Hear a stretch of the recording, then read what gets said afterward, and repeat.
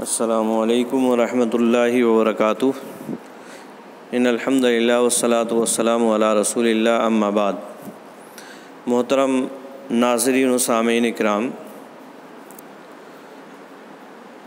جیسا کہ ہم لوگ جانتے ہیں کہ ایک مسلمان کے لیے عربی زبان نہایت اہم اور ضروری ہے، کیونکہ اللہ رب العالمین نے جو انسانوں کی رہنمائی کے لیے قرآن مجید نازل فرمایا ہے وہ عربی زبان میں ہے۔ جب تک ہم عربی زبان کو اچھی طرح سے سمجھ نہیں سکتے، قرآن مجید کو نہیں سمجھ سکتے، اس کی شرح جو نبی اکرم صلی اللہ علیہ وسلم نے عربی زبان میں فرمائی ہے اس شرح کو نہیں سمجھ سکتے، تو چونکہ اس زبان کے جاننے سے ہمارا دین وابستہ ہے، اللہ رب العالمین کا فرمان وابستہ ہے، اس اعتبار سے ایک مسلمان کے لیے عربی زبان بڑی اہم ہے۔ اور چونکہ عربی زبان ایک عالمی زبان ہے، اس سے بہت سارے دنیاوی مفاد بھی وابستہ ہیں، اس لیے بھی ایک مسلمان کے لیے بلکہ ہر انسان کے لیے عربی زبان کا سیکھنا، سمجھنا نہایت ضروری ہو جاتا ہے۔ محترم ناظرین اور سامعین کرام، جیسا کہ آپ لوگ جانتے ہیں کہ کسی بھی زبان کے دو بنیادی رکن ہوتے ہیں۔ ایک رکن جو ہے وہ ادب ہے، جسے انگلش میں لٹریچر کہا جاتا ہے، ساہت ہندی میں کہا جاتا ہے، اور دوسرا بنیادی رکن اس کے قواعد، جسے انگلش میں گرامر کا نام دیا جاتا ہے۔ تو یہ دو بنیادی رکن ہیں کسی بھی زبان کو سمجھنے کے لیے، ایک ادب اور دوسرے اس زبان کے قواعد۔ یہاں قواعد کو سمجھنے کا یہ سلسلہ شروع کیا گیا ہے، لہٰذا عربی قواعد کو یہاں تھوڑا تھوڑا سا آپ لوگوں کے سامنے بیان کیا جائے گا۔ اللہ رب العالمین ہماری اس کوشش کو قبول فرمائے اور سننے والوں کے لیے اور دیکھنے والوں کے لیے اللہ رب العالمین بھلائی کا ذریعہ بنائے، آمین۔ جیسا کہ بیان کیا گیا کہ یہ سلسلہ جو شروع ہو رہا ہے یہ عربی قواعد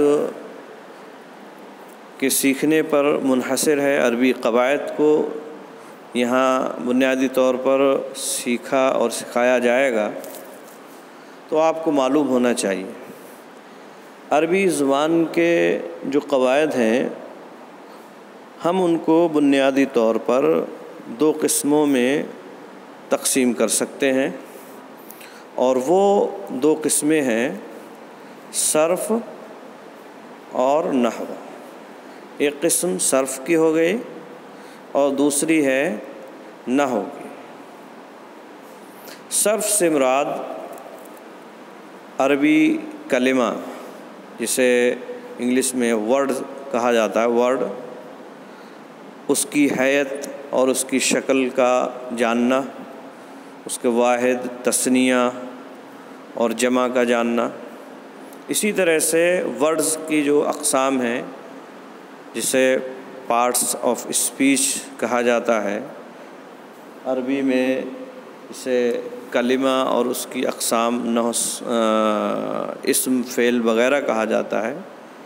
اس کی پوری حیت اور اس کی شکل اور اس کے انواع اور اقسام، صیغے، ابواب اور اسی طرح سے واحد، تثنیہ، جمع، یہ تمام چیزیں، ان تمام چیزوں کا علم اور ان کا سیکھنا، یہ سب صرف کہلاتا ہے۔ اور اس کے مقابلے میں یا اس کے علاوہ جو دوسری جو قسم ہے قواعد کی، وہ نحو ہے، اور نحو کے اندر جو ہے کلمے کی حیت یا اس کی شکل یا اس کے اقسام وغیرہ سے بحث نہیں ہوتی ہے۔ کلمے کی اقسام یا اس کی حیت اور شکل وغیرہ یہ زیر بحث نحو کے اندر نہیں آتا ہے، بلکہ کس طرح سے کلمات کو آپس میں جوڑا جائے اور کس طرح سے ایک سنٹینس ایک جملہ بنایا جائے، یہ ساری باتیں نحو کے اندر آتی ہیں۔ اگر ہم غور کریں اور دیکھیں تو علم صرف علم نحو کے لیے بطور مقدمے کے، اور اسی لیے علماء عرب نے یہ بات کہی ہے کہ علم نحو جو ہے علم صرف اس کا مقدمہ ہے، یعنی علم صرف جو ہے علم نحو کا مقدمہ ہے۔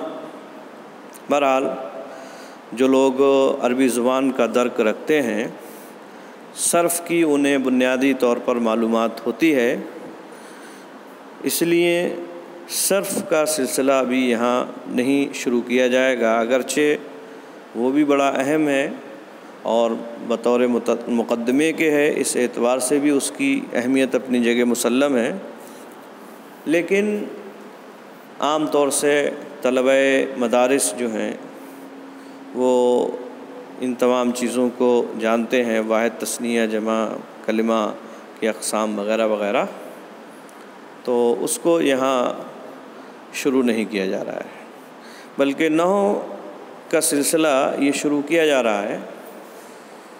اب جب ہم نے یہ بات معلوم ہو گئی کہ ہمیں نحو کا سلسلہ شروع کرنا ہے، تو کسی بھی سلسلے کو شروع کرنے سے پہلے اس کے بنیادی چیزیں ہیں، جیسے تعریف ہے یا اس کا انٹروڈکشن ہے، ڈیفینیشن جسے کہتے ہیں وہ ہے، یہ سب جاننا ضروری ہے، یا اسی طرح سے اس کا مقصد ہے، یا اسی طرح سے اس کا موضوع ہے، یہ جاننا نہایت ضروری ہے۔ تو اب ہمیں جو ہے اسی چیز کو سمجھنا ہے۔ تو محترم سامعین و ناظرین کرام، علم نحو میں جو بنیادی لفظ نحو کا استعمال ہوتا ہے، اس نحو کے جو معنی ہیں وہ ہمیں سمجھنا ہے۔ اس کا ایک معنی لغوی ہے اور ایک معنی اصطلاحی۔ لغوی اعتبار سے نحو کا جو معنی ہے وہ ہے القصد، ارادہ کرنا، کسی بھی جگہ کا جانے کا ارادہ کرنا، رخ کرنا۔ چنانچہ عربی زبان میں کہا جاتا ہے نحوت المسجد، میں نے مسجد جانے کا ارادہ کیا۔ تو نحو کا مطلب قصد و ارادہ کرنا، اسی طرح سے راستے کو بھی کہتے ہیں، اور اسی طرح سے اور بھی اس کے بہت سارے معنی آتے ہیں۔ بہرحال یہ اس کا لغوی معنی ہے۔ جہاں تک اس کے اصطلاحی معنی کی بات ہے تو اصطلاح میں نحو کا جو معنی ہے وہ اس طرح سے علماء نحو نے بیان کیا ہے: علم یعرف بہ احوال اواخر الکلام اعرابا و بناء۔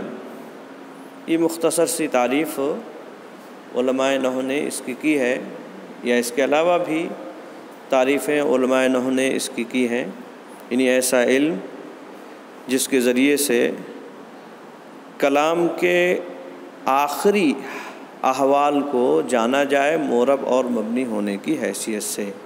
کلام، یہ بات اچھی طرح سے یاد رہے، کلام کی بات ہو رہی ہے، کلام کے آخری احوال، اس میں ایک دوسرے کے ساتھ کلمات کو جوڑنا گویا کہ داخل ہو گیا، یعنی کس طرح سے کلام بنے گا یہ بھی چیز اس میں آ جاتی ہے۔ تو یہ بات یاد رہے۔ اسی طرح سے بعض علماء نے اس کی جو تعریف کی ہے وہ اس طرح سے بھی کی ہے: علم باصول یعرف بہا احوال اواخر الکلم الثلاث من حیث الاعراب والبناء۔ و کیفیت و ترکیب بعضها مع بعض، یعنی علم نحو ایسے اصول اور قواعد کے جاننے کا نام ہے جن کے ذریعے سے کلمات ثلاثہ یعنی اسم، فعل، حرف کے آخری احوال کو جانا جائے ان کے معرب اور مبنی ہونے کی حیثیت سے۔ اسی طرح سے ان کو آپس میں ایک دوسرے سے ترکیب دینے کی کیفیت کو جانا جائے، اسے کہتے ہیں علم نحو۔ ترکیب دینے کی کیفیت یہ ہے کہ جیسے مان لیجئے ہمارے سامنے کچھ کلمات ہیں، جیسے ایک لفظ ہے زیدن، یہ ایک لفظ ہے۔ اسی طرح سے ایک لفظ ہے ضربہ، اسی طرح سے ایک اور لفظ ہے امرن۔ یہ 3 الفاظ ہیں، 3 کلمات ہیں، ان کو ہمیں ایک جملہ بنانا ہے۔ مان لیجیے یہ الگ الگ ہیں تو یہ نہ تو جملہ ہے نہ کلام ہے، بلکہ ایک الگ الگ کلمہ ہے۔ اب ہمیں اگر ایک ان کا جملہ بنانا ہے تو کس طرح سے ہمیں رکھنا ہوگا؟ کیا ترتیب جو ہے ان کلمات کی یہی رہے گی جو میں نے لکھی ہے، جیسے پہلے زید ہو جائے، پھر ضربہ ہو جائے یا امر ہو جائے، اور پھر اعراب کس طرح سے رہے گا؟ کوئی زیدن بھی پڑھ سکتا ہے، زیدن بھی پڑھ سکتا ہے، یا زیدن بھی پڑھ سکتا ہے۔ ضربہ ہے تو کوئی اس کو ضرب بھی پڑھ سکتا ہے، یا امرن ہے تو امرن بھی پڑھ سکتا ہے، امرن بھی پڑھ سکتا ہے، امرن بھی پڑھ سکتا ہے۔ تو یہ کس طرح سے ہمیں ترتیب دینا ہے اور کس طرح سے ترکیب ہوگی اس کی، یہ ہمیں اس علم کے ذریعے سے معلوم ہوگا ایک جملہ بنانے کے لیے۔ یعنی کس طرح سے ایک جملہ ہم بنائیں گے تو کلمات کو کس طرح سے رکھیں گے وہ ہمیں یہاں معلوم ہوگا۔ جیسے مان لیجیے یہی کلمات ہیں، اگر ایک جملہ ان کا بنانا ہے تو ہمیں ترکیب کرنے کے لیے ہمیں ان کو کیسے رکھنا ہے؟ پہلے لے کے آئیں گے پہلے نمبر پر ضربہ، دوسرے نمبر پہ زید، اور تیسرے نمبر پر آ گیا آپ کا امرن۔ لیکن امرن جو ہے اس کا اعراب بدل جائے گا، یہ ہو جائے گا امرن، اس طرح سے یہ ہو جائے گا، یعنی ضربہ زید امرن، ضربہ زید امرن۔ یہ اب ایک کلام ہو گیا، اور مطلب اس کا ہوا زید نے امر کو مارا، زید نے امر کو مارا۔ اب اسی کو ہم اگر ترتیب الٹ دیں، مان لیجئے امرن کو پہلے لے آئیں، پہلے نمبر امرن کا ہو جائے اور دوسرا ضربہ کا ہو جائے، تیسرا زیدن کا ہو جائے، تو پھر یہ غلط کلام ہو جائے گا، اس کی کوئی معنی نہیں بنیں گے اور یہ ایک مہمل بات ہو جائے گی۔ تو یہ ہمیں معلوم ہوگا، علم نحو سے ہمیں یہ معلوم ہوگا کہ کلام بنانے کے لیے کلمات کو کس طرح سے ہمیں رکھنا ہے، کہاں کہاں رکھنا ہے، یہ ہمیں معلوم ہوگا علم نحو کے ذریعے سے۔ علم نحو کے اندر ہمیں اس چیز کا علم سکھایا جائے گا کہ ہمیں کون سا کلمہ کہاں رکھنا ہے اور کیا اس کا اعراب آئے گا، اس پر آخری جو لفظ ہے زیدن میں جیسے دال ہے اس پہ کیا اعراب آئے گا، امرن میں واو ہے اس پر کیا اعراب آئے گا۔ تو یہ جو ہے ہمیں معلوم ہوگا، یہ علم نحو کے ذریعے سے بات ہمیں معلوم ہوگی۔ تو یہ بات ہے علم نحو کی لغوی اور اصطلاحی تعریف کی۔ اب ہم آتے ہیں اس کے دوسرے جز کی طرف، علم نحو کا فائدہ کیا ہے۔